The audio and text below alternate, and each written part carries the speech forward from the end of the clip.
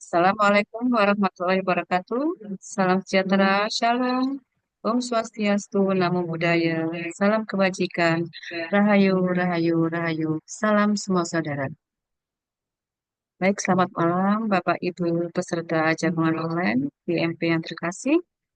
Berpuji dan syukur kita panjatkan kepada Tuhan Yang Maha Esa karena atas rahmat dan penyertaannya kita dapat berkumpul bersama dalam kesempatan jagungan malam ini setelah satu bulan penuh umat Muslim berpuasa dan kemudian tutup dengan hari raya Nyepi yang agak berbarengan dengan hari raya Idul Fitri. Dapat berkumpul bersama dalam kesempatan ini.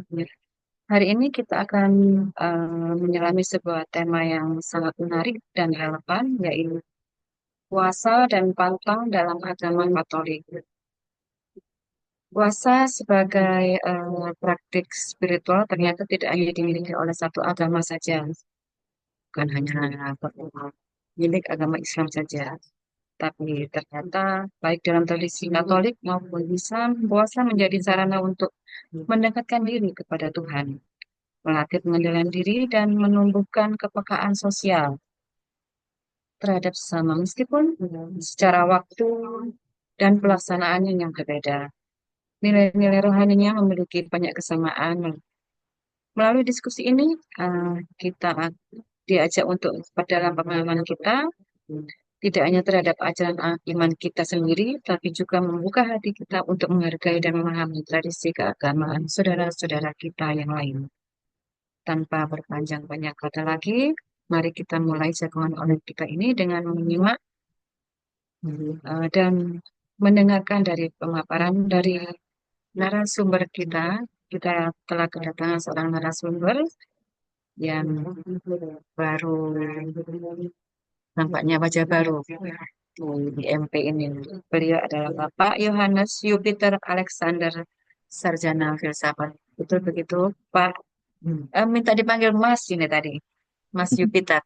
Selamat malam, Pak Yupiter. Selamat malam. Baik, tidak berlama-lama lagi untuk segera memaparkan tema kita malam ini. Waktu dan tempat dipersilakan. Terima kasih Ibu Wulan dan Ibu Vera yang telah memberikan tempat bagi saya untuk menceritakan atau sharing terkait puasa dan pantang di dalam agama Katolik. Sebelumnya, saya mengucapkan selamat Hari Raya Idul Fitri bagi saudara saya yang beragama Muslim dan selamat Hari Raya Nyepi bagi saudara saya yang beragama Hindu. Salam semua saudara. Oke, sebelumnya saya perkenalan terlebih dahulu. Nama saya Yohanes Jupiter Alexander, bisa dipanggil Mas Jupiter, begitu, masih usia 27 tahun, begitu. Saya lulusan sarjana filsafat di kampus Universitas Katolik Widya Mandala Surabaya, gitu. Kampus saya berada di Pakuwon City, Jalan Laguna, gitu. Latar belakang saya bukan filsafat murni ya, tetapi filsafat Kristiani gitu. Jadi separuh terkait bidang filsafat, separuhnya terkait teologi Katolik gitu. Tanpa berlama-lama kita langsung saja terkait materi pada malam hari ini. Saya terbuka dulu.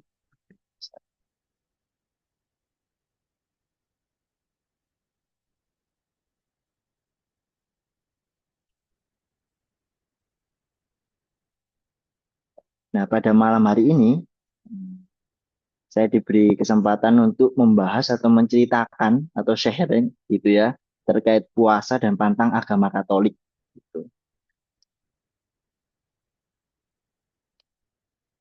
Untuk sharing pada malam hari ini supaya apa namanya tidak bertele-tele begitu ya, saya membuat alurnya. Yang pertama dasar biblis puasa dan pantang Katolik, yang kedua terkait definisi puasa dan pantang Katolik, yang ketiga jenis puasa dan pantang Katolik, yang keempat manfaat puasa dan pantang, yang kelima penerapannya secara teknis puasa dan pantang Katolik itu seperti apa sih begitu? Apakah sama dengan saudara saya yang beragama Muslim atau beragama Hindu dan agama-agama yang lainnya gitu. Terus kemudian jadwal puasa dan pantang tahun 2025. Kemudian penutup. Nah, berhubung karena agama Katolik gitu ya, berhubung agama Katolik sedang menjalani masa puasa dari tanggal 5 Maret yang diperingati dengan penerimaan abu di dahi gitu dan ditutup pada tanggal 18 April yaitu kisah sengsara wafat begitu ya Tuhan Yesus Kristus gitu yang kita sebut sebagai peringatan Jumat Agung gitu. Yang pertama, nah ini dasar biblisnya terkait puasa dan pantang agama Katolik. Ini di dalam Perjanjian Lama, gitu. Di dalam kitab agama Katolik itu terdapat dua, gitu. Terdapat dua perjanjian. Yang pertama Perjanjian Lama, yang kedua Perjanjian Baru. Nah ini saya mengutip terlebih dahulu di Perjanjian Lama, yaitu di Kitab Yesaya pasal 58 ayat 6 sampai 10. Itu terkait kesalehan sejati. Di dalam kitab itu begini berbunyi, berpuasa yang kukehendaki ialah supaya engkau membuka belenggu-belenggu kelaliman dan melepaskan tali-tali kuk. Kuk dalam arti dalam perjanjian lama itu penindasan gitu ya, perbudakan dalam konteks tersebut. Supaya engkau memperdagangkan orang yang teraniaya dan mematahkan setiap kuk supaya engkau memecah-mecah rotimu bagi orang yang lapar dan membawa ke rumahmu orang miskin yang tak punya rumah. Dan apabila engkau melihat orang telanjang, engkau memberi dia pakaian dan tidak menyembunyikan diri terhadap saudaramu sendiri. Nah, kemudian pada waktu itulah terangmu akan merekah seperti fajar dan lukamu akan pulih dengan segera. Kebenaran menjadi barisan depanmu dan kemuliaan Tuhan barisan belakangmu. Pada waktu itulah engkau akan berseru dan Tuhan akan menjawab. Engkau akan berteriak minta tolong dan ia akan berkata, ini aku. Apabila engkau tidak lagi mengenakanku kepada sesamamu dan tidak lagi menunjuk-nunjuk orang dengan jari dan memfitnah, apabila engkau menyerahkan kepada orang lapar makananmu sendiri dan memenuhi kebutuhan orang tertindas, maka terangmu akan terbit dalam gelap dan kegelapanmu akan seperti rembang tengah hari. Nah, dari sini kita sudah melihat bagaimana puasa dan pantang agama Katolik sesungguhnya. Gitu. Di dalam puasa dan pantang agama Katolik, dalam aksi nyatanya, itu kami memberikan roti kepada orang yang lapar, gitu ya.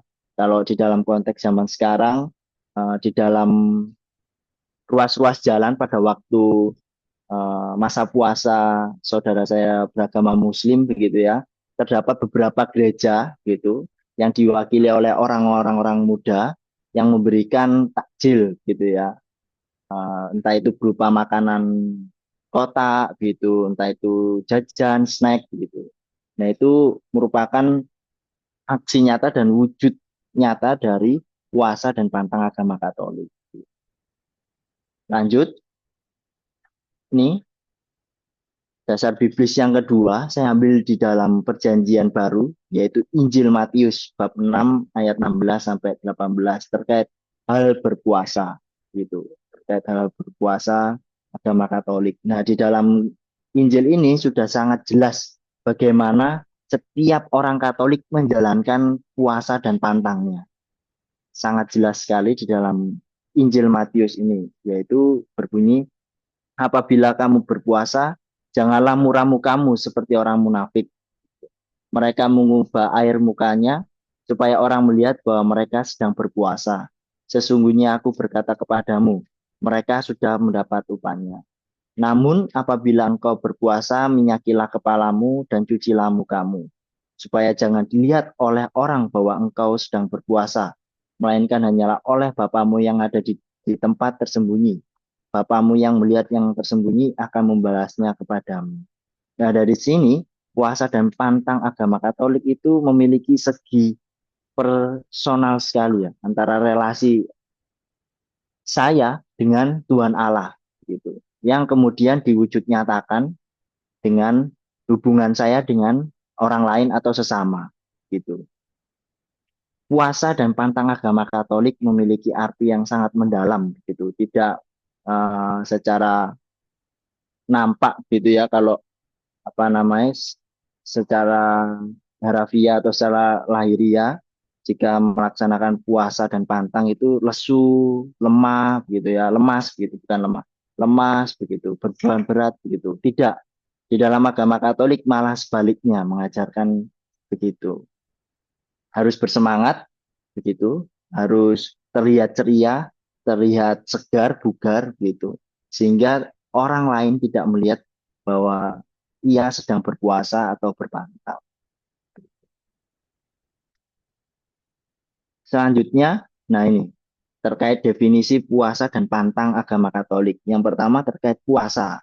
Itu adalah tindakan meninggalkan atau mengurangi makanan dan minuman untuk waktu tertentu sebagai bentuk pengorbanan atau penyangkalan diri melalui kesalahan hidup.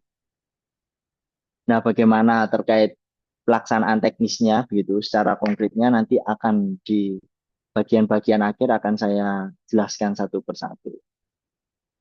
Kemudian terkait pantang adalah tindakan meninggalkan atau menghindari sesuatu yang diinginkan atau disukai sebagai bentuk pengorbanan atau penyangkalan diri. Gitu. Nah dari kedua hal ini puasa dan pantang itu tidak bisa dipisahkan satu sama lain. Gitu. Di dalam agama Katolik jika menjalankan pantang maka juga harus menjalankan puasa atau gitu sebaliknya. Dan dari keduanya tidak jauh berbeda. Berbedanya yang berpuasa itu mengurangi, pantang itu menghindari. Gitu. Nah, dalam pelaksanaannya harus dilakukan keduanya. Gitu.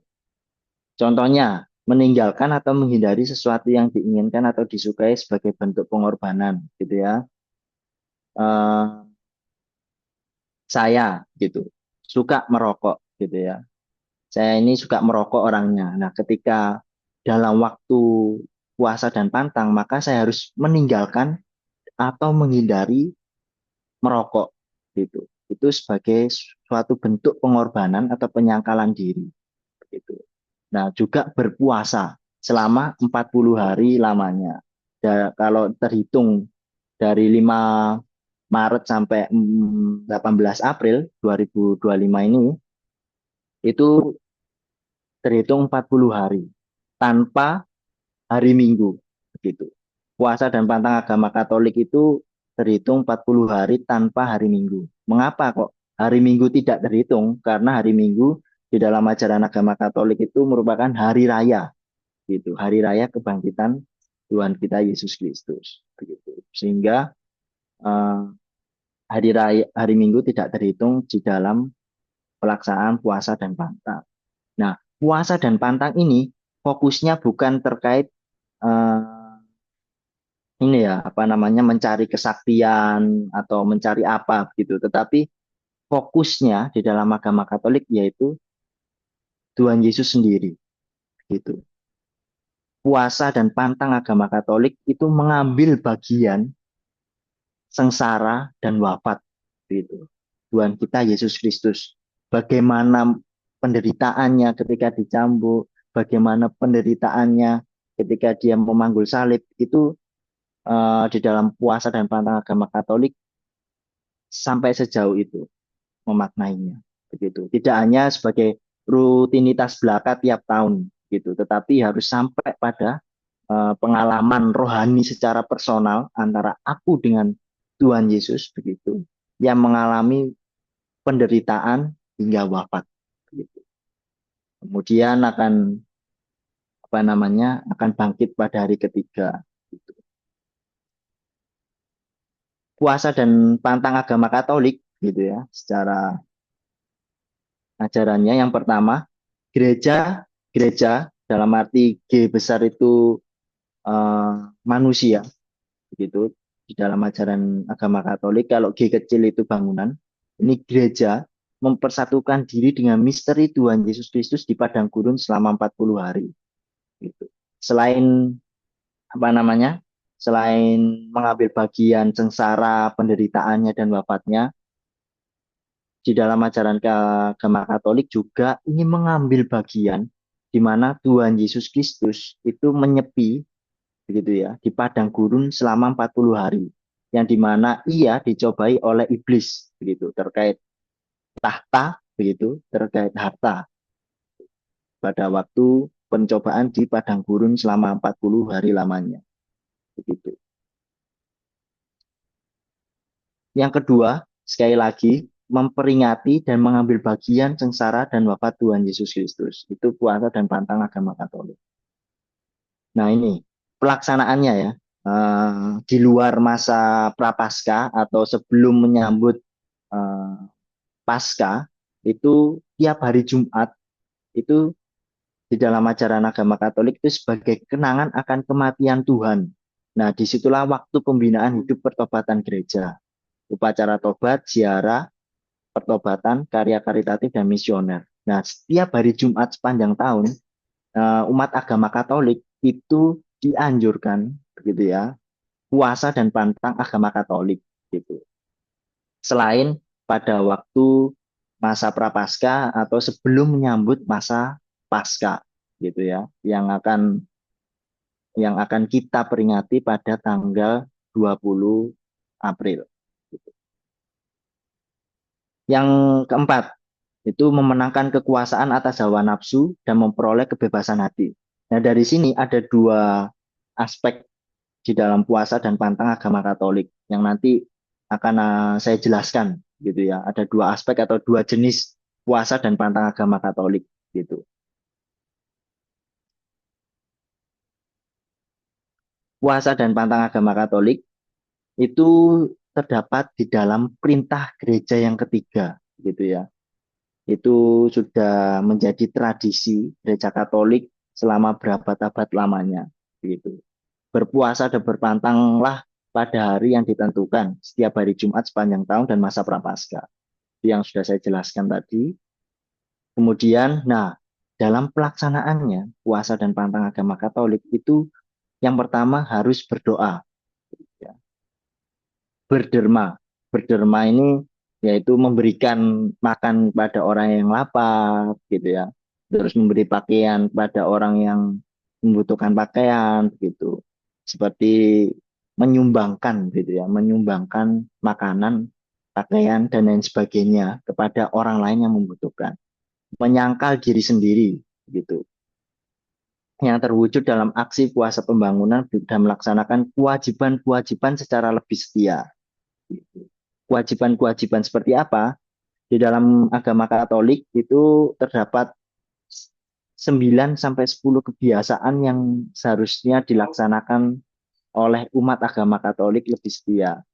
Salah satunya yaitu merayakan perayaan Ekaristi atau beribadah setiap hari, gitu ya. Di dalam gereja-gereja sekitar kota Surabaya itu ada beberapa gereja yang menyediakan ibadah pada pagi hari dan sore hari. Nah, umat Katolik bisa memilih gitu ya. Kalau pagi hari sibuk dengan pekerjaan, dengan sekolah gitu ya, bisa pada waktu sore hari untuk beribadah setelah pulang sekolah, setelah bekerja, setelah kuliah dan lain sebagainya. Gitu. Kemudian puasa dan pantang itu berbuah menghasilkan yang pertama kasih, sukacita, damai sejahtera, kesabaran, kemurahan, kebaikan, kesetiaan, kelemah lembutan, penguasaan diri, kerendahan hati, kesederhanaan, dan kemurnian. Gitu. Nah, jika puasang dan pantang seseorang tidak sampai mencapai buah-buah ini, patut direnungkan, begitu ya, patut direfleksikan. Bagaimana pelaksanaan saya dalam hal berpantang dan berpuasa, begitu. Apakah ada sesuatu hal yang belum beres, gitu ya. Nah, ini selanjutnya hendaknya diusahakan agar setiap orang beriman Kristiani baik secara pribadi maupun bersama-sama secara komunitas gitu ya atau di tempat kerja kalau lingkungannya seluruhnya beragama Katolik itu harus mengusahakan pembaruan hidup rohani. Misalnya rekoleksi, retret, latihan rohani begitu ya. Ibadah jalan salib pada waktu masa Prapaskah begitu setiap hari Jumat pukul 6, pukul setengah 6 sore, setengah 7 sore begitu. Meditasi, pengakuan dosa, adorasi. Adorasi ini adalah pujian dan penyembahan kepada eh, hosti. Hosti itu roti yang sudah disakralkan atau disucikan begitu pada waktu ibadah gitu ya. Itu ditempatkan di suatu tempat khusus begitu di mana setiap orang bisa memberikan penyembahan dan pujian kepada Tuhan Allah melalui hosti yang sudah melalui roti yang sudah disakralkan begitu. Kemudian mengikuti pendalaman iman begitu ya. Kalau di agama Muslim begitu itu seperti mengikuti apa ya tausiah gitu ya atau pengajian-pengajian gitu pendalaman iman. Kemudian, nah ini di dalam puasa dan pantang agama Katolik ini dapat mendoakan untuk pertobatan seseorang gitu ya. Seumpama saya memiliki saudara gitu ya. Saudara saya ini apa namanya tidak berpantang atau berpuasa, tetapi saya mendoakan pertobatannya gitu ya. Pertobatannya dalam bentuk hal yang lain begitu. Terus juga bisa mohon pengampunan atas dosa pribadi, salah satunya dengan mendoakan kalimat berikut ini gitu ya. Ampunilah aku ya Tuhan, aku mengasihimu. Tuhan Yesus, mohon selamatkanlah gitu ya. Sebutkan nama orang yang kita kasihi atau saudara kita begitu ya, teman kita gitu maupun diri kita sendiri.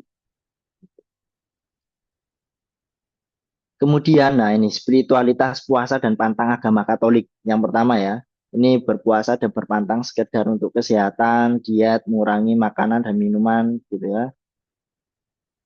Terus yang kedua, berpuasa dan berpantang untuk memperoleh kesaktian, baik itu tubuh maupun rohani. Sebenarnya ini bukan gitu ya, bukan spiritualitas puasa dan pantang agama Katolik. Gitu. Spiritualitasnya tetap satu gitu ya, yaitu berpuncak kepada pengalaman akan relasi personal, yaitu antara seseorang gitu dengan Tuhannya. Gitu ya. Sampai pada puncak bagaimana mengambil bagian eh, pencobaan di padang gurun dan sengsara wafat gitu ya Tuhan kita Yesus Kristus sehingga membuahkan hasil sukacita, kegembiraan, gitu ya, pengharapan, kemalembutan gitu. Nah, pantang dan puasa agama Katolik bukan dua hal ini ya spiritualitasnya gitu. Meskipun ketika melakukan puasa dan pantang dua hal ini menyertai gitu ya, tetapi fokusnya bukan ini gitu. Nah, ini yang sudah saya sebut apa namanya? Sudah saya sebutkan di penjelasan awal-awal yang tadi gitu. Jenis puasa dan pantang Katolik itu ada dua gitu ya. Yang pertama, puasa dan pantang secara lahiriah, jasmani gitu ya. Secara tubuh gitu. Terus yang kedua, puasa dan pantang batinia. Mohon maaf itu kurang tulisan pantang gitu ya. Puasa dan pantang batinia. Bagaimana disposisi batin eh, seseorang umat Katolik gitu ya. Hatinya, akal budinya gitu. Yang pertama terkait puasa dan pantang lahiriah itu yang tidak jauh berbeda dengan definisinya gitu, definisi puasa dan pantang gitu ya. Menolak dan mengurangi makanan atau minuman kesukaan demi pengendalian nafsu dalam diri. Puasa dan pantang bukan sekedar diet, melainkan sarana berbela rasa gitu. Ketika umat Katolik sudah merasakan atau mengambil bagian kembali lagi ke peristiwa ini apa namanya di padang gurun gitu dan peristiwa sengsara dan wafat itu harus sampai pada nilai berbela rasa kepada sesama kita gitu. Sesama kita yang membutuhkan sehingga aksinya yaitu puasa pembangunan di mana di dalam gereja Katolik setiap masa Prapaskah itu diberi sebuah amplop gitu ya per kakak gitu ya setiap keluarga diberi amplop gitu ya entah itu apa namanya mengisinya dengan uang atau dalam bentuk sembako gitu ya. Nah, merupakan bentuk bela rasa kepada mereka yang berkekurangan, seperti orang sakit, orang terlantar, anak-anak yang tidak membayar sekolah, orang miskin, perbaikan kerusakan alam, pemberdayaan ekonomi masyarakat, pemulihan kerusakan alam, dan aksi-aksi kemanusiaan yang lain. Jika satu kakak mengisi amplop tersebut, gitu ya, amplop yang bertuliskan aksi kuasa pembangunan, amplop itu disatukan di dalam satu gereja, kemudian dihitung, setelah dihitung kemudian dibagikan apa namanya kepada orang sakit gitu ya, orang terlantar, untuk anak-anak yang tidak membayar sekolah gitu. Itu merupakan wujud dari puasa dan pantang lahiriah. Yang kedua, puasa dan pantang batiniah. Itu mengikis bentuk egoisme, keserakahan, kesombongan, apatisme, ketamakan, iri hati, kemarahan, hawa nafsu, dan kerakusan. Melainkan semakin mencintai, begitu ya, semakin mencintai dan menyediakan diri menjadi saksi kasih Tuhan. Gitu.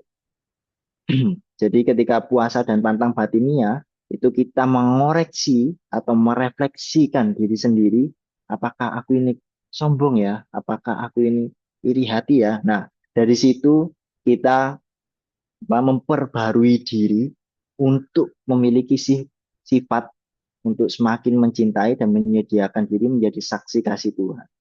Gitu. Yang dimana hati yang telah dikuasai oleh kasih dan pengampunan Tuhan menjadi hati baru dan hati yang penuh roh kasih Allah. Penuh roh kasih Allah itu yang tadi ya, buah-buah dari puasa dan pantang. Gitu. Hati macam ini akan melahirkan sikap kerendahan hati, penuh belas kasih, dan peduli terhadap sesama. Itu terkait jenis-jenis puasa dan pantang agama Katolik. Ini manfaatnya sekarang. Yang pertama, secara kejiwaan atau secara psikologis itu berpuasa memurnikan hati dan mempermudah pemusatan perhatian waktu doa. Memurnikan hati kembali gitu.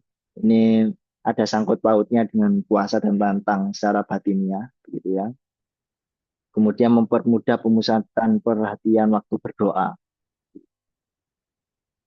Terus yang kedua, bentuk korban atau persembahan hidup kepada Allah gitu.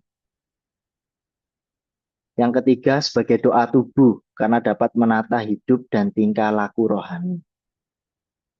Yang kelima, menemukan diri yang sebenarnya untuk membangun pribadi yang selaras. Maksudnya pribadi yang selaras itu pribadi yang seimbang secara kemanusiaan dan secara kerohanian. Kemudian mengarahkan diri kepada Tuhan dan sesama. Nah ini penerapannya secara teknis puasa dan pantang agama Katolik. Gitu ya. Masa puasa dan pantang selama 40 hari, 40 hari setiap tahun. Itu di dalam KGK. KGK itu Katekismus Gereja Katolik, artikel 540 gitu ya. Di dalam ajaran Katolik itu terdapat 3 yang harus diperhatikan ya. Ketika memberikan pengajaran atau memberikan renungan gitu, ada 3 yang harus dipegang. Yang pertama kitab suci, magisterium yaitu ajaran gereja, yang ketiga tradisi suci. Katekismus Gereja Katolik ini termasuk bagian magisterium, gitu, ajaran iman Katolik. Terus yang kedua, hari puasa dilangsungkan pada hari Rabu Abu dan Jumat Agung, gitu, di dalam waktu atau masa prapaskah. Kalau sepanjang tahun, yaitu jatuh pada setiap hari Jumat dalam minggu, begitu. Puasa dan pantang, gitu ya. Hari pantang dilangsungkan pada hari Rabu Abu dan 7 Jumat selama masa Prapaskah sampai dengan Jumat Agung. Gitu. Yang akan kita peringati pada tanggal 18 April gitu, pada bulan ini. Nah, ini yang wajib berpantang ya, usia genap 14 tahun ke atas. Di bawahnya tidak boleh. Mengapa? Karena Gereja Katolik memperhatikan terkait yang pertama, terkait kesehatan. gitu ya, terkait pertumbuhan, kebutuhan nutrisi gitu. Terus yang kedua terkait psikologis gitu ya. Usia 18 sampai 60 tahun itu wajib berpuasa dan berpantang gitu. Di bawahnya hanya wajib berpantang gitu. Nah, bagaimana dengan usia di bawah 14 tahun? Kok tidak diajari berpantang dan berpuasa sejak dini? Nah, kita di dalam ajaran agama Katolik itu mengarahkan kepada pembinaan arah cita rasa tobat yang sejati. Begitu. Bagaimana bentuknya? Yaitu pertobatan lingkungan. Seperti kalau di sekitarnya gersang atau tandus di daerah rumahnya atau di pekarangan rumahnya tidak ada tanaman, begitu. Anak yang berusia di bawah 14 tahun diajarkan gitu ya, menanam pohon, gitu, menanam tanaman gitu ya. Itu merupakan pertobatan lingkungan gitu ya, memperbaiki kondisi lingkungan sekitar gitu. Terus kemudian pertobatan ekonomi gitu ya. Pertobatan ekonomi itu seperti anak diajarkan untuk menabung gitu ya. Menabung artinya di mana anak itu diajarkan untuk menyisihkan sedikit uang sakunya kalau sudah dikasih uang saku ya gitu untuk diberikan orang yang membutuhkan gitu. Dan masih banyak lagi pertobatan-pertobatan yang perlu diajarkan anak yang berusia di bawah 14 tahun gitu. Lanjut. Nah, ini berbeda dengan ini ya saudara-saudara saya yang beragama yang lain gitu ya. Penerapan puasa di dalam agama Katolik itu makan kenyang hanya sekali dalam sehari gitu. Misal kalau saya itu satu hari makan 3 kali gitu ya, saya dapat memilih. Kalau pagi itu bisa kenyang, itu siang tak kenyang, malam tak kenyang gitu ya. Atau bentuk yang kedua, pagi tak kenyang, siang kenyang gitu, malam tak kenyang. Atau dalam bentuk ketiga, pagi tak kenyang, siang tak kenyang, malam kenyang. Kalau saya biasanya melakukan puasa itu me- mengambilnya di bentuk yang kedua gitu, pada siang hari.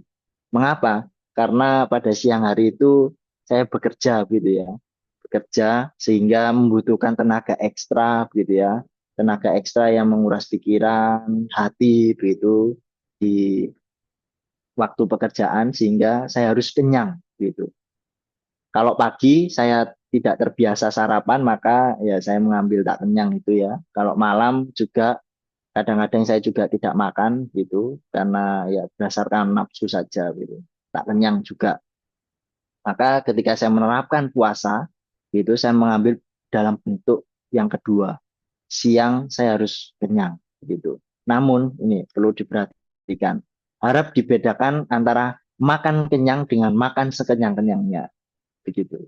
Dalam puasa agama Katolik itu harus makan kenyang, bukan makan sekenyang-kenyangnya.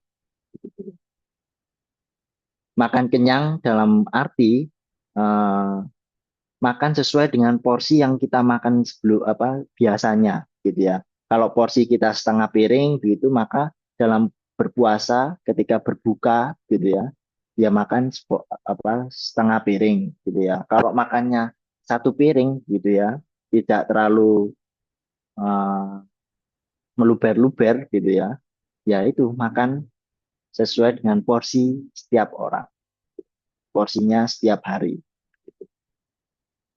Terus yang kedua, nah ini, makan kenyang 1 kali sehari bukan berarti kita boleh makan camilan dan lain-lain berkali-kali sehari, gitu ya, dalam 1 hari itu. Misalnya, saya mengambil dalam bentuk yang kedua ya, tak kenyang, gitu ya, pagi hari. Waduh, jam 10 ini perut saya lapar ini, maka saya harus makan camilan gitu ya, sehingga menutupi eh, kelaparan saya gitu ya. Itu tidak boleh gitu ya, makan camilan berkali-kali gitu. Tetapi makan camilan seperlunya saja. Gitu. Berbeda gitu ya. Kalau berkali-kali akan mengakibatkan eh, perut saya kenyang, tetapi sekedar incip-incip gitu ya, tidak mengakibatkan kenyang itu boleh begitu ya. Tetapi perlu diingat kembali, tidak boleh berkali-kali. Nah ini penetapan yang dilakukan di luar kewajiban dari gereja tidak mengikat dengan sanksi dosa. Dalam penerapan secara teknis puasa agama Katolik, setiap orang umat Katolik itu ini ya memiliki sistemnya masing-masing dalam hal berpuasa gitu ya. Karena mungkin dari kecil itu sudah diajarkan kalau berpuasa itu makan satu kali sehari selama 12 jam, ya udah orang itu akan menerapkan itu. Apakah itu dosa? Tidak gitu. Tidak mengikat sanksi dosa, tidak. Gereja Katolik tidak menganggap itu dosa gitu. Namun Gereja Katolik menganjurkan untuk memilih sistem puasa yang sesuai dengan ajaran yang tiga bentuk ini begitu. Di luar bentuk ini itu tidak apa-apa begitu ya. Tidak apa-apa dalam arti terbuka dengan bentuk-bentuk yang lainnya begitu. Nah, misalnya ini ya di keluarga saya itu ibu saya itu setiap ini ya setiap hari Kamis dan Jumat itu selalu berpuasa beliau. Nah, cara berpuasanya menurut adat Jawa gitu ya, yang saya ketahui gitu dari ibu saya. Beliau berpuasa itu selama 12 jam gitu ya. Satu kali makan gitu ya. Kalau makannya jam 7 berbuka jam 7 malam, maka beliau akan bukan 12 jam, mohon maaf, 24 jam. Maka beliau akan berbuka puasa lagi pada jam 7 malam gitu. Nah, apakah itu dalam ajaran gereja Katolik dianggap dosa? Tidak gitu ya. Tidak mengikat gitu. Nah, ini penerapan secara teknis pantang agama Katolik. Yang pertama, memilih makanan atau minuman yang paling kita sukai, misalnya pantang daging, garam, dan lain-lain. Mengapa di dalam ajaran Katolik itu harus pantang daging, gitu ya, secara terutama dan secara penting atau secara khusus, gitu ya. Karena daging menyimbolkan kemewahan, gitu ya, kemewahan, gitu. Karena daging biasanya digunakan pada waktu pesta pora gitu. Nah, pada waktu masa puasa dan pantang, daging itu disisihkan gitu. Tidak boleh dimakan, tidak boleh dimakan. Terus yang kedua, tidak terbatas hanya pada makanan, tetapi juga pada hal kebiasaan, hobi dan lain-lain. Misalnya shopping gitu ya, di mall gitu ya, atau di pasar malam gitu ya. Terus gosip itu tidak boleh. Terus main game gitu ya. Kalau kesehariannya itu suka main game maka berhenti bermain game gitu ya atau merokok gitu dan lain sebagainya. Jadi tidak hanya hmm, ditempatkan pada hal makanan dan minuman, tetapi juga kebiasaan-kebiasaan atau hobi yang kita miliki. Nah ini terkait jadwal puasa dan pantang agama Katolik tahun 2025. Ya, kita agama Katolik mulai pantang dan puasa itu pada tanggal 5 Maret gitu ya, pada peringatan Rabu Abu yang dimana kalau Bapak Ibu dan saudara-saudari sekalian melihat seseorang yang di dahinya ada hitam-hitam berbentuk salib itu kita gitu ya, umat beragama Katolik itu menandakan awal kita mengambil bagian eh, Yesus Kristus berpuasa di padang gurun selama 40 hari dan mengambil bagian pada peristiwa sengsara dan penderitaan. Gitu. Kemudian selama 7 kali gitu ya, Jumat gitu ya, tanggal 7 Maret, 14, 21, 4 April, 11 April, itu umat Katolik pantang gitu. Terus pada Jumat Agung, puasa dan pantang. Nah, apakah di apa namanya pada tanggal 7 sampai 7 Maret sampai 11 April itu umat Katolik tidak diperbolehkan berpuasa, diperbolehkan gitu. Tetapi di dalam arahan dari gereja itu berpantang, bersyukur kalau berpuasa.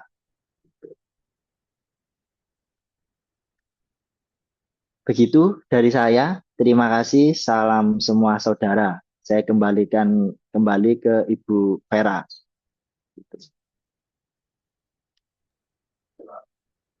Baik, terima kasih Mas Jupiter atas pemaparannya tentang puasa dan pantang dalam agama Katolik. Setelah mendengarkan dan merenungkan bersama, kita dapat seperti yang dijelaskan oleh Mas Jupiter tadi bahwa eh, dalam tradisi Katolik bukan hanya sekedar aturan dan kewajiban, tapi sebuah pelatihan rohani yang bertujuan untuk memperdalam iman, gitu Mas Jupiter, dan melatih mengendalikan diri serta menumbuhkan solidaritas dengan sesama yang menderita. Melalui puasa, kita diajak untuk lebih peka terhadap suara-suara Tuhan dan kebutuhan orang lain. Dan melalui pantang, kita belajar melepaskan hal-hal duniawi yang seringkali menghalangi pertumbuhan rohani kita. Kita menginjak sesi penanggap, telah hadir tokoh-tokoh rohaniawan kita. Ada Pak Junarto. Selamat malam Pak Junarto. Selamat malam Mbak Vera, selamat Ya, malam Mas Peter, salam semua saudara. salam semua saudara. Ya, Monggo dipersilakan untuk memberikan tanggapan Pak Junarto. ya terima kasih. Saya rasa semua agama mempunyai ciri-ciri berpuasa sendiri-sendiri dan bagi kami yang beragama Katolik, kami melakukan puasa atau bersuci diri itu ketika akan menunaikan ibadah sembahyang. Dan sembahyang yang kita lakukan biasanya di tanggal 1 yang kita kenal dengan Cid dan tanggal 15 Seu, tanggal 15 bulan purnama, pakai hitungan Imlek, dan dari hari besar di dalam agama kita. Dan makna puasa dalam agama kita, saya rasa kurang lebih sama dengan yang dipaparkan oleh Mas Peter. Intinya adalah sarana untuk menyucikan diri, menyiapkan batin yang bersih, serta untuk pengendalian diri kita, perilaku, tutur kata, dan perbuatan. Dan yang tak kalah pentingnya adalah sarana pembinaan diri. Saya rasa itu yang dapat saya sampaikan, dan sekali lagi terima kasih kepada materi Mas Jupiter yang Sama Pak. saya rasa kurang lebih inti puasa dalam keimanan kita masing-masing adalah sama. Salam semua saudara. Salam semua saudara. Saudara. Terima kasih Pak Junarto atas tanggapannya tentang dari perspektif agama Konghucu. Juga ternyata ada puasnya juga, dan sebetulnya sama tujuannya puasa dalam agama Konghucu dan Katolik. Garis besarnya sebenarnya tujuannya sama. Menginjak penanggar selanjutnya telah hadir. Ini tadi ada Prof. Sutantra, barangkali masih bergabung. Selamat malam, Prof. Sutantra. Selamat malam, salam semua saudara. Salam semua saudara. Nah, Lama tidak bersua, kangen, Prof. ya kan libur. Iya, selamat Ya, Hari Raya Nyepi, Prof. sama-sama. Iya, Bagus tadi Mas Yufiter menyampaikan puasa. Kebetulan emang umat Muslim puasa, kemudian Hindu juga nyepi puasa gitu. Yang pada intinya itu, kalau di Hindu itu pengendalian diri, penyucian lahir dan batin, perjalanan rohani dan jasmani kita untuk pendakian moral dan spiritual. Intinya adalah di sana untuk membentuk karakter dan budi pekerti luhur kita. Untuk apa karakter dan budi pekerti luhur? Untuk bisa membangun kehidupan yang rukun, damai, harmonis, adil, dan sejahtera. Atau di Hindu dikatakan moksardhem jagatita. Kalau tidak berhasil itu, seberapa besar pun kita berpuasa, tidak ada maknanya. Karena intinya adalah untuk itu. Untuk membentuk karakter dan budi pekerti luhur dan untuk membangun kehidupan yang rukun, damai, dan sejahtera. Dan di Hindu, waktu melaksanakan nyepi, tidak sekedar menyucikan dan pembersihan diri, tapi juga penyucian dan pembersihan alam semesta ini. Makanya sebelum melakukan puasa atau nyepi, itu di Hindu itu ada melasti. Itu artinya pembersihan dan penyucian alam semesta ini. Karena alam semesta ini sudah kotor-kotor karena apa? Karena kekotoran pelaksanaan manusia, karmanya manusia itu buat alam itu menjadi kotor gitu. Dan kemudian melaksanakan sebelum melakukan pengendalian diri, catur brata, hari nyepi itu melakukan juga tawur kesangel. Tawur itu artinya mengembalikan intisari yang telah diambil oleh manusia. Misalnya banyak sekali dengan keserakahan, ngambil batu bara, ngambil segala macam itu. Dan intinya kita harus mengingatkan diri kita tidak boleh serakah. Dan di sanalah kita harus mengendalikan keseimbangan alam semesta itu. Jadi alam semesta itu harus suci dan bersih dan harus seimbang juga. Begitu juga hati kita harus suci dan bersih dan seimbang. Sehingga kita harus harmonis dengan segala ciptaan Tuhan. Bukan hanya harmonis dengan sesama manusia, harmonis dengan segala ciptaan Tuhan. Dan itulah yang di Hindu dikatakan Trihita Karana. Jadi kita harmonis dengan sesama manusia yang bineka ini gitu. Kita harmonis dengan alam dan segala isinya yang bineka dan indah itu. Dan juga kita harmonis dengan segala ciptaan makhluk-makhluk spiritual yang diciptakan oleh Tuhan itu. Jadi 3 harmonis kita. Ke atas, ke samping, dan ke bawah. Bagaimana kita bisa harmonis itu dinamakan kalau di Hindu menjadi Trikaya Parisuddha. Jadi membentuk pikiran kita harus selalu arif dan bijaksana. Harus santun dan menyejukkan yang lain. Dan memberikan kesejahteraan kepada yang lain gitu. Jadi Trihita Karana dan Trikaya Parisuddha itulah hasilnya dari puasa itu gitu. Bukan sekeras apapun kita puasa, kalau tanpa ada hasilnya itu juga percuma. Karena Tuhan mengajarkan kita untuk itu. Untuk membentuk diri kita dan untuk membentuk masyarakat kita. Supaya masyarakat kita hidup rukun, damai, adil, dan sejahtera. Dan supaya jiwa kita setelah suci kita kembali lagi kepada Tuhan Yang Maha Esa. Kalau di Hindu kan gitu, moksa kembali lagi kepada Tuhan Yang Maha Esa karena kita diciptakan oleh Tuhan. Badan kita diciptakan sama dengan alam semesta ini, kembali ke alam semesta. Makanya kalau di Hindu kan dibakar kembali ke alam semesta, badan roh jasmani kita dan rohani kita kembali ke suciannya, kembali kepada Tuhan Yang Maha Esa. Itu inti puasa itu gitu. Bukan hanya kerasnya kita berpuasa, tapi maknanya itu yang sangat penting. Itu yang sangat penting. Akhirnya sama kelihatannya Tuhan yang mengajarkan kita untuk pengendalian diri kita. Ini yang sangat penting. Apakah dengan berpuasa, dengan meditasi. Kalau di Hindu itu di hari Nyepi itu catur brata. Jadi 4 kewajiban mengendalikan api yang ada dalam diri kita. Nafsu, keserakahan, kesombongan, keangkuhan, semua iri, dengki, kebodohan itu semua dalam diri kita itu harus dikendalikan. Maka kendalikan api dan kendalikan api yang ada di luar diri kita. Makanya dibalikan sepi gitu. Semua mati itu dimatikan gitu supaya tenang betul gitu.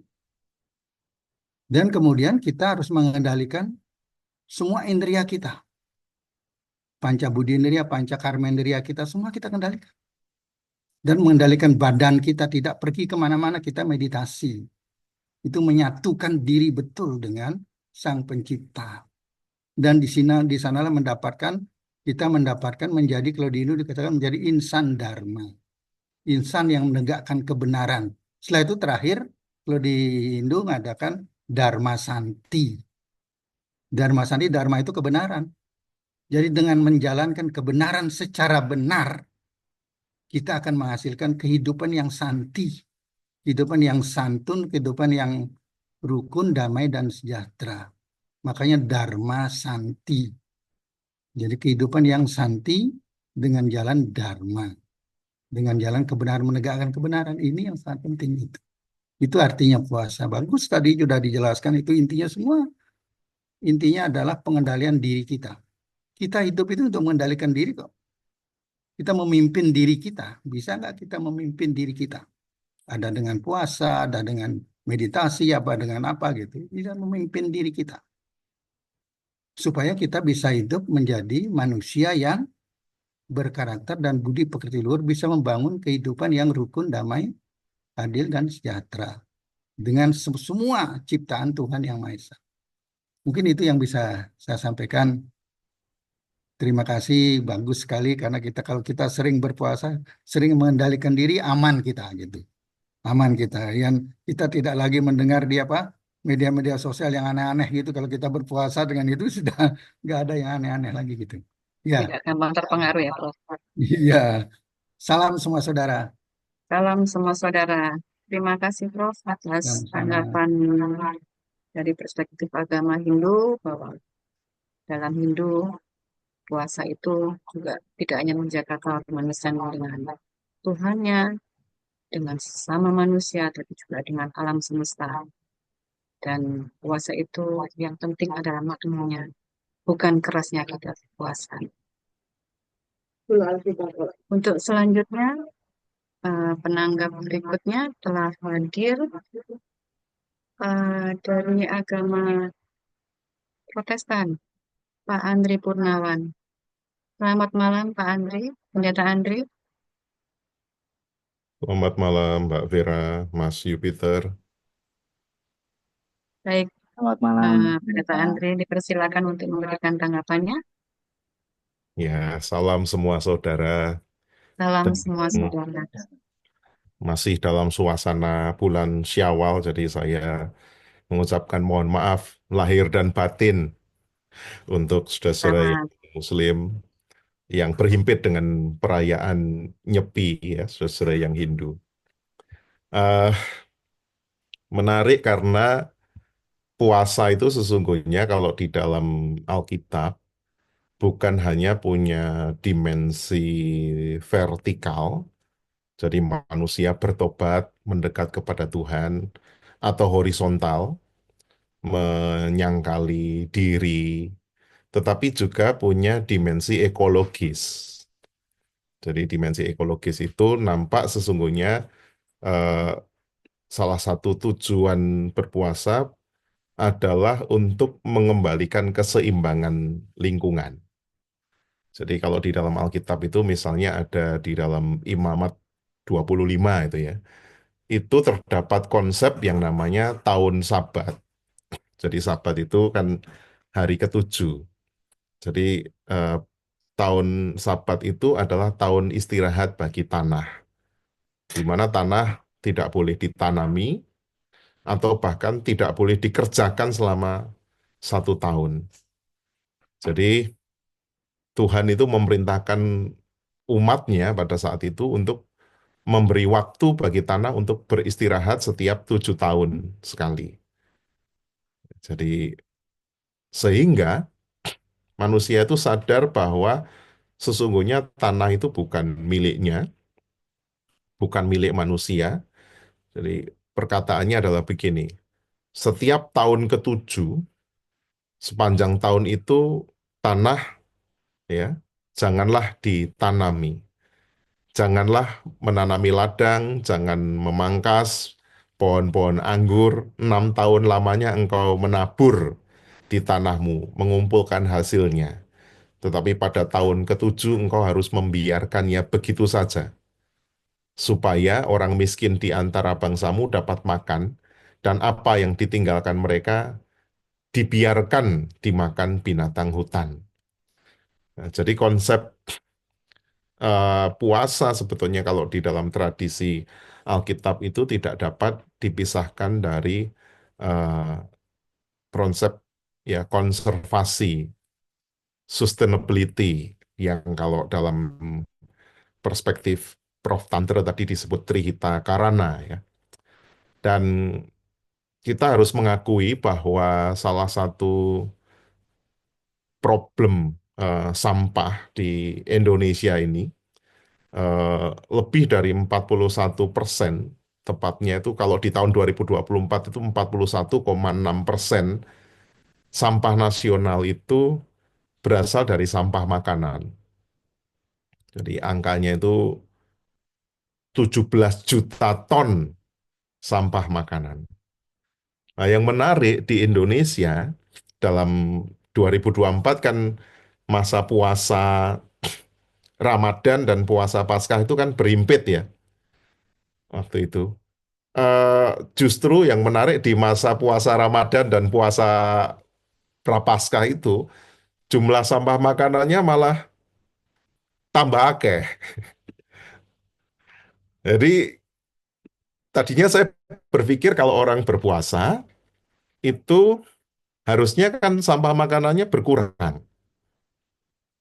Tapi ternyata di Indonesia kalau saya lihat dari jejak karbon ID itu sebuah data penelitian ya dari Kementerian Lingkungan Hidup dan Kehutanan, data sistem informasi pengelolaan sampah itu menunjukkan bahwa di masa-masa orang Indonesia berpuasa, baik yang Muslim, yang Kristen, yang Katolik, itu ternyata ada kecenderungan, setidaknya di tahun 2024, sampah makanannya tambah banyak. Ya, saya membayangkan betapa itu menunjukkan sebuah kenyataan bahwa di masyarakat kita di Indonesia eh, tidak terjadi kesinambungan antara konsep dasar pentingnya berpuasa dengan eh, praktiknya, antara tujuan dengan praktik itu sendiri. Nah, kenapa demikian? Ternyata orang punya kecenderungan di masa-masa berpuasa, mereka cenderung menyediakan makanan berlimpah-limpah, gitu ya, entah itu takjil, entah itu makanan untuk berbuka berlimpah-limpah, terus buang. Ya, jadi istilahnya itu ya balas dendam. Sudah berpuasa, apalagi kalau di tradisi tertentu itu ada yang puasanya sampai 25 jam ya kalau di dalam tradisi kekristenan yang masih mengikuti perjanjian lama, mengikuti hari raya yang disebut hari raya pendamaian atau Yom Kippur, itu puasanya 25 jam.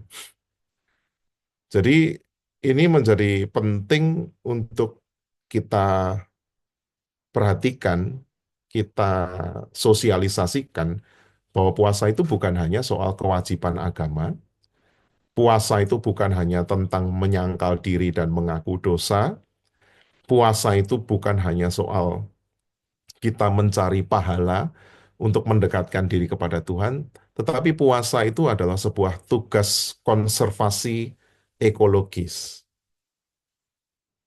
Karena apa yang kita lakukan terhadap lingkungan kita yang secara konkret dilakukan dengan pembatasan diri terhadap makanan, makanan kan menimbulkan jejak karbon ya, saya pernah mengungkapkan ya. Misalnya dalam konsumsi rata-rata masyarakat Indonesia dalam 1 tahun itu, dari konsumsi kita rata-rata menghasilkan 3 ton karbon dioksida, satu orang itu. Nah, kalau kemudian spirit berhemat energi, tadi Prof. Tantra mengatakan tidak menggunakan energi, tidak pergi kemana-mana, itu menjadi spirit yang dibahasakan di dalam kehidupan sehari-hari. Makan secara eh, secukupnya, gitu ya. Kalau di Amerika, waktu saya studi di Boston tuh, bukan hanya kandungan kalori dalam makanan yang ditulis. Jadi kalau di negeri-negeri Eropa, Amerika itu biasanya kalau kita ke restoran atau ke tempat makan ada menu, harga, di samping harga itu ada berapa kalori. Misalnya kalau eh, sandwich itu ditulis ya, sandwich tertentu itu 400 kalori. Lah kebutuhan sehari-hari manusia itu kan idealnya antara 1000 sampai 1500. Kalau sangat aktif ya bisa boleh 2000. Tapi kalau di Boston itu bahkan ditulis juga berapa jejak karbonnya. Sehingga orang bukan hanya ngitung kalori supaya tubuhnya sehat, tetapi orang juga bisa menghitung carbon footprint atau jejak karbonnya. Jadi saya rasa spirit berpuasa itu perlu juga diukur dari sejauh mana dampak puasa kita terhadap lingkungan. Bukan berhenti sejenak untuk kemudian mendapatkan kebebasan yang meluap-luap, tetapi berhenti sejenak untuk melatih diri kita hidup di dalam keprihatinan. Nah, kalau spirit puasa yang seperti ini dihidupi seluruh rakyat Indonesia, dihidupi para pejabat pemerintah, di tengah kondisi dunia yang serba tidak stabil seperti sekarang ini, kondisi sumber daya alam kita yang dikuras habis-habisan, tapi pendapatan negara kita hanya dihitung berdasarkan pajak, ya kan? Pertanyaannya kan sumber daya alam Indonesia itu di mana? Kok APBN kita itu hanya budget anggaran pendapatannya hanya bertumpu sebagian besar dari pendapatan pajak. Wah, sumber daya alam dikeruk habis-habisan, keuntungannya masuk mana? Nggak tahu. Dan itulah yang disebut sebagai social hypocrite, kemunafikan sosial gitu. Negara majeki rakyat, majeki pengusaha, majeki itu sedemikian rupa, dan itu dijadikan patokan bahwa kita ini negeri yang surplus atau defisit, tapi di sisi lain sumber daya alamnya dikeruk habis-habisan, hasilnya kemana? Mbuh nangdi, masuk kantongnya siapa? Saya tidak berani bicara dan tidak berani suuzon, tetapi itu perlu dipertanyakan. Nah, kalau spirit puasa itu, yaitu spirit keugaharian, hidup yang secukupnya, yang pas, yang bisa mengendalikan diri, bisa diterapkan baik Ramadan maupun puasa prapaskah atau tadi kalau melasti atau apapun itu praktek di dalam keagamaan itu berwawasan ekologis dan lingkungan, saya kira itu akan lebih komprehensif dan ini menjadi PR bagi kita semua ya. Saya kira IMP perlu menyuarakan relevansi puasa bukan hanya sebagai sebuah praktik ibadah kepada Tuhan, tetapi juga sebuah praktek untuk memuliakan semesta yang adalah milik Tuhan ini. Matur nuwun, salam semua saudara.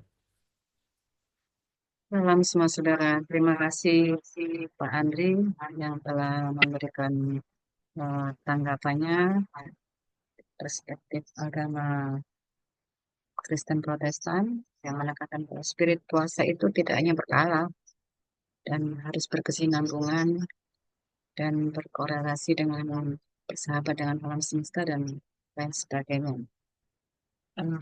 Terima kasih Pak Andri. Untuk selanjutnya,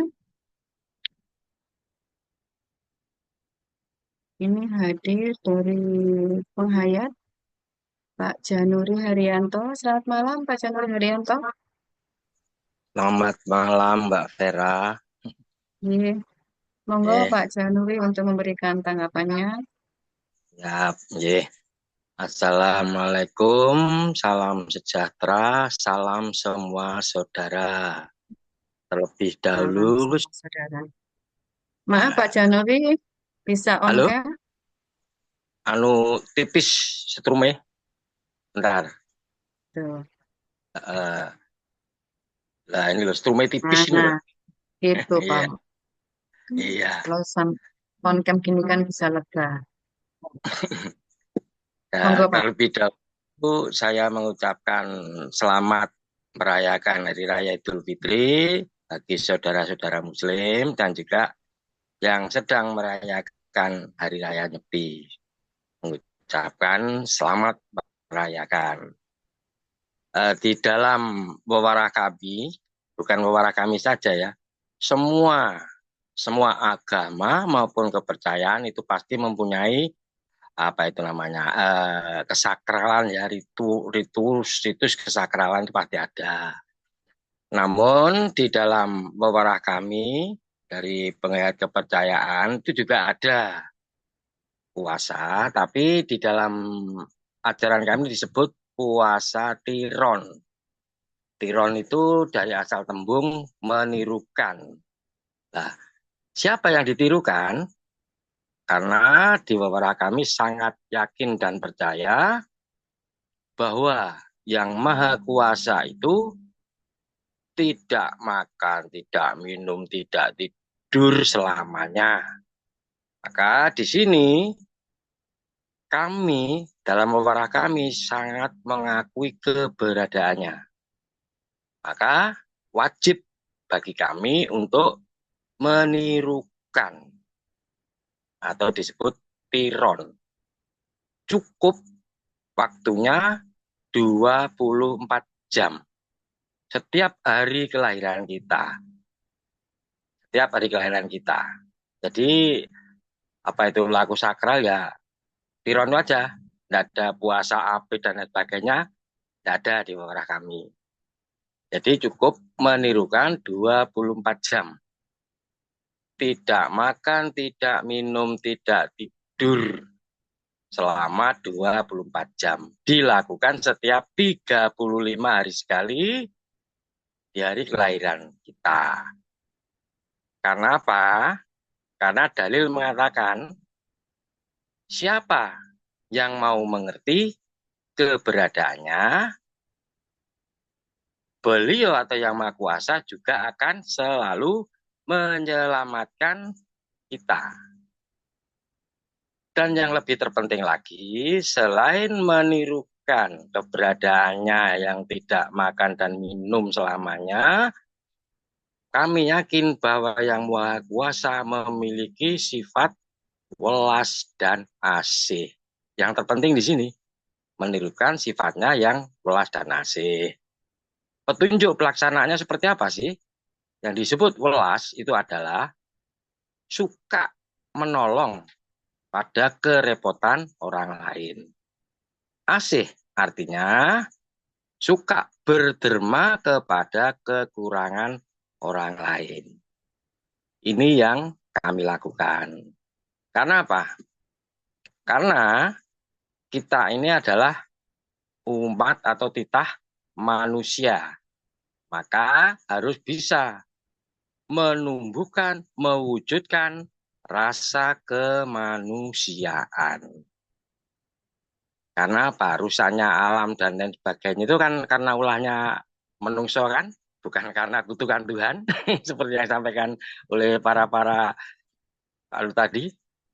Nah, maka di sini lebih merujuk kepada melatih diri untuk menumbuhkan rasa kemanusiaan. Demikian yang perlu saya sampaikan. Salam semua saudara Rahayu. Ayo, salam semua saudara. Terima kasih Pak Januri Haryanto atas tanggapannya dari perspektif penghayat. Untuk selanjutnya ini sudah hadir di partisipan ada Buya Asofa. Selamat malam Buya Asofa, barangkali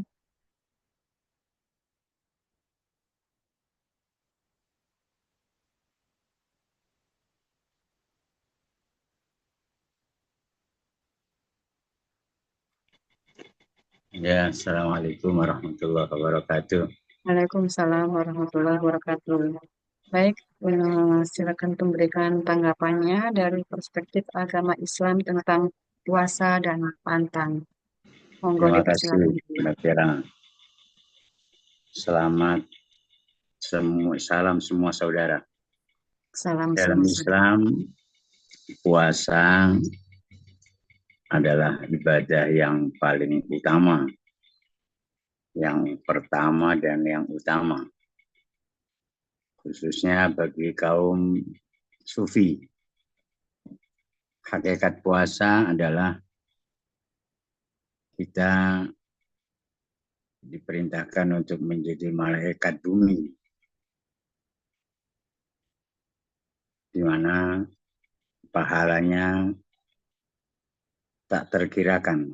Allah sendiri yang akan membalas pahala puasa kita.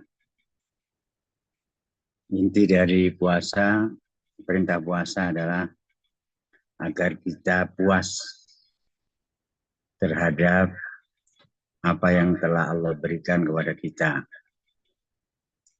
Maka ingin puas, jawabannya puasalah. Seandainya pun kita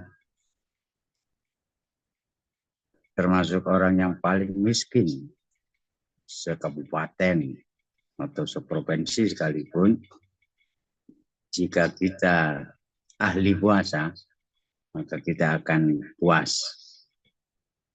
Sebaliknya, orang yang paling kaya raya, kaya harta, tapi kalau tidak puasa, ya tidak akan pernah puas. Walaupun telah menjadi orang yang terkaya sekalipun. Karena kepuasan hati atau kepuasan batin hanya didapat dalam puasa. Maka orang yang ahli puasa dipastikan kaya hati, walaupun miskin harta. Dan kemiskinan bukanlah penderitaan bagi yang ahli puasa. Boleh jadi malah bersyukur di kemiskinannya. Mudah-mudahan kita semua termasuk hamba-hamba Tuhan yang suka puasa, agar batin kita, rohani kita menjadi kaya atau puas. Kepuasan batin hanya didapat dari puasa kita yang benar dan baik sesuai tuntunan agama kita masing-masing. Demikian yang bisa saya sampaikan, Mbak Vera. Kurang lebihnya mohon maaf. Wassalamualaikum warahmatullahi wabarakatuh. Waalaikumsalam warahmatullahi wabarakatuh. Matur nuwun Bu Ya Asofa atas penyampaiannya dan menanggapi puasa ya perspektif agama Islam, bahwa perintah puasa itu agar kita puas terhadap apa yang Allah berikan pada kita. Jika ingin puas, maka puasalah. Maknanya begitu dalam. Untuk tokoh rohaniawan ini sudah tidak ada lagi sepertinya. Mas Jupiter, kita langsung ke kolom ini aja dulu ya. Langsung ke ada pertanyaan nih Mas dari kolom chat. Sebentar saya baca dulu.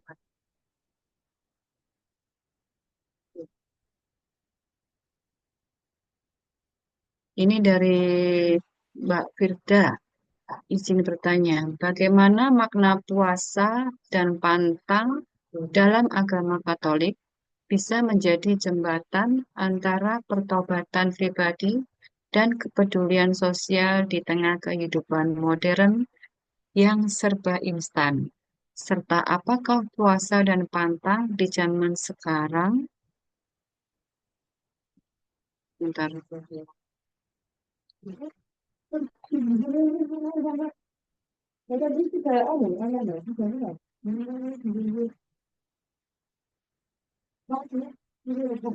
Apakah puasa dan pantang di zaman sekarang masih relevan atau apa ini saya gitu. Mas Jupiter barangkali bisa Baik, menjawab atas pertanyaan di kolom chat. baik. Terima kasih Bu Bara dan Mbak Frida yang telah memberikan pertanyaan tersebut. Saya jawab yang pertama terlebih dahulu ya.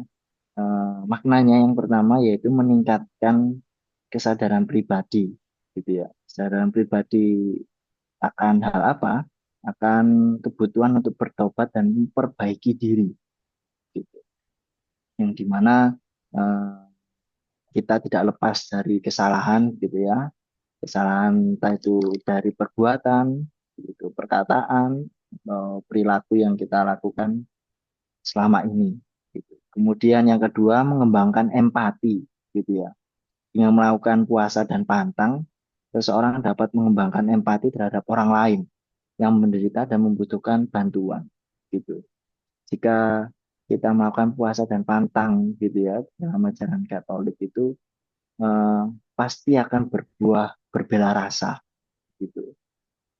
Nah, apalagi sekarang anak muda atau kita yang sedang hidup di dalam era modern yang serba instan ini perlu, gitu ya, perlu untuk melakukan atau melaksanakan puasa dan pantang yang dianjurkan oleh Gereja Katolik, gitu, terutama bagi umat Kristen, gitu, untuk mengembangkan empati, berbela rasa, persaudaraan, gitu ya, untuk menciptakan pertobatan-pertobatan ekologis, begitu yang disampaikan oleh Pendeta Andri, gitu ya, terus keselarasan harmonis antara Tuhan, alam, dan manusia, gitu, itu sangat dibutuhkan, gitu. Terus yang kedua meningkatkan kepedulian sosial, gitu ya, terkait apa? Terkait ya kembali lagi ke empati, gitu.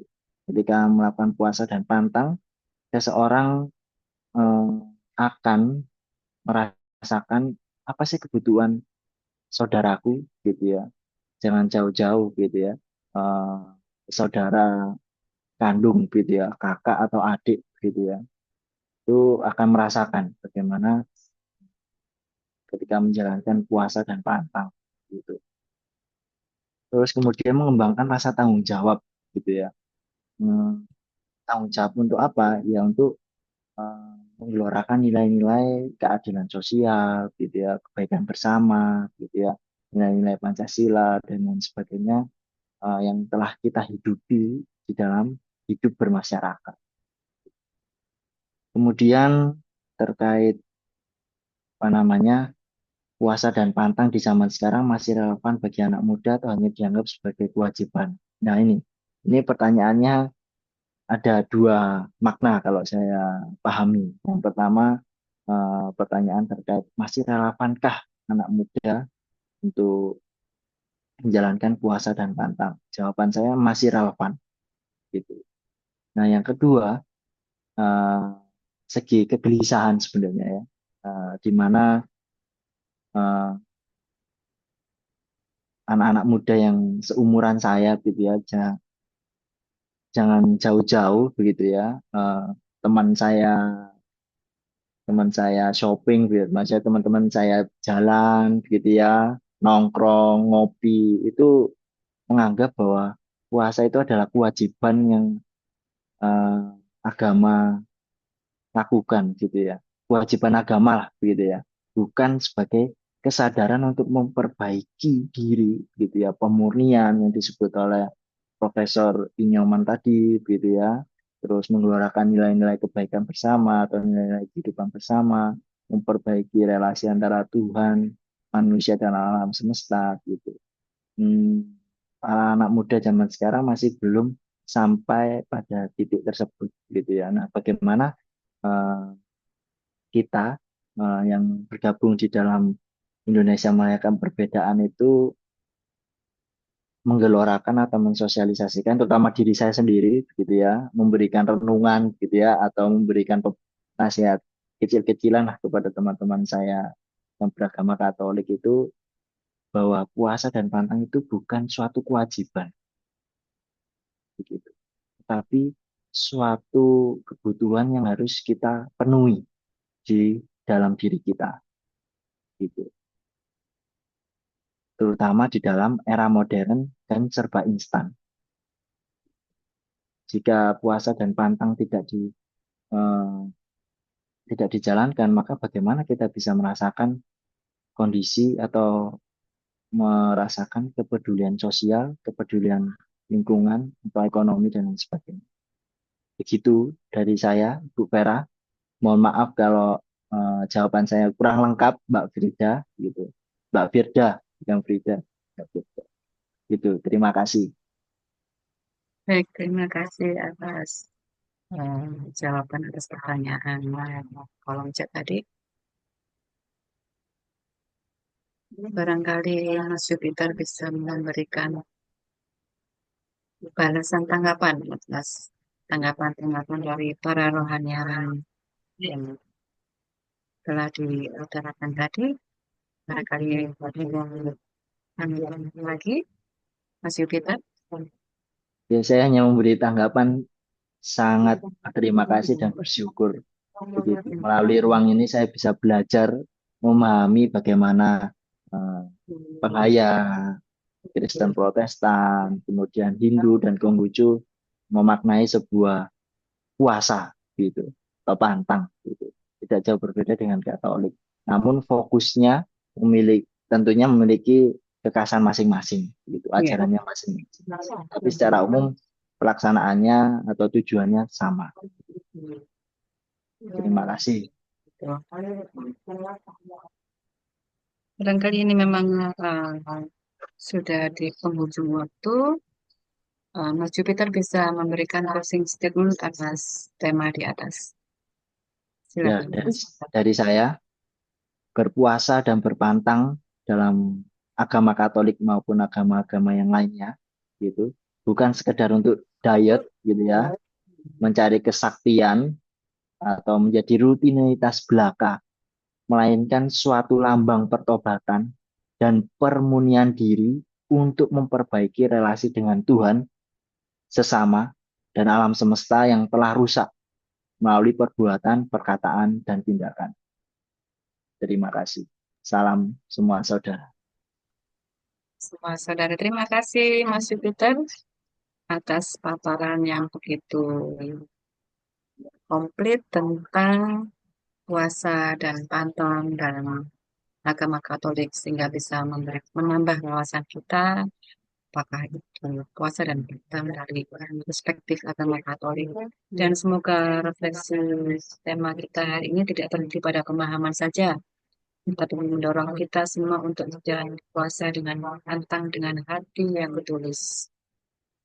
Terima kasih atas kehadirannya untuk tidak bosan kembali menghadiri jagungan online IMP, Mas Jupiter.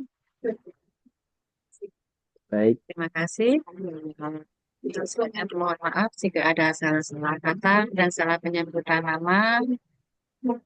Mohon maaf sekali lagi. Saya kembalikan ke host pada Pak Bulan. Mohon Pak Bulan, terima kasih. Assalamualaikum. Waalaikumsalam. Baik, sampaikan terima kasih kepada moderator kita, Mbak Vera, yang sudah memandu diskusi dan jawaban kita pada malam hari ini dengan luar biasa, dan juga terima kasih yang tak terhingga untuk narasumber pada malam hari ini, Mas Jupiter. sama-sama. Jupiter Alexander. Semoga di Senin mendatang dan Senin-Senin yang lain bisa bergabung kembali ya, Mas. Baik, Ya, dan juga kami sampaikan terima kasih kepada seluruh tokoh rohaniawan yang menjadi penanggap dan seluruh peserta jagongan yang dengan setianya selalu mengikuti jagongan kita pada malam hari ini. Baik, Bapak Ibu, jangan lupa untuk mengisi absensi dan kuesioner untuk penerbitan sertifikat. Semoga kita dibisakan dalam perjalanan spiritual untuk pengendalian diri, yaitu puasa, yang manfaatnya sangat luar biasa, sangat besar bagi diri kita sendiri maupun untuk semesta. Baik, sampai jumpa di Senin mendatang dengan tema yang berbeda.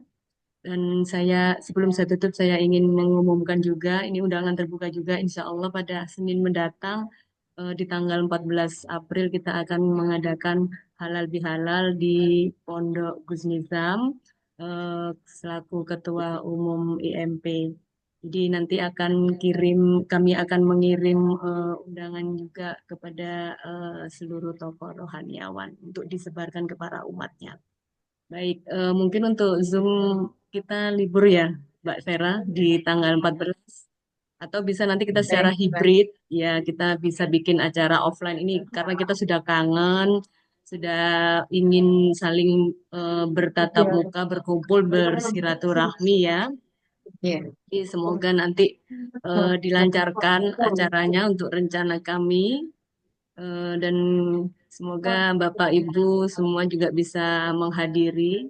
Ini berlokasi di daerah Wonoayu, Sidoarjo.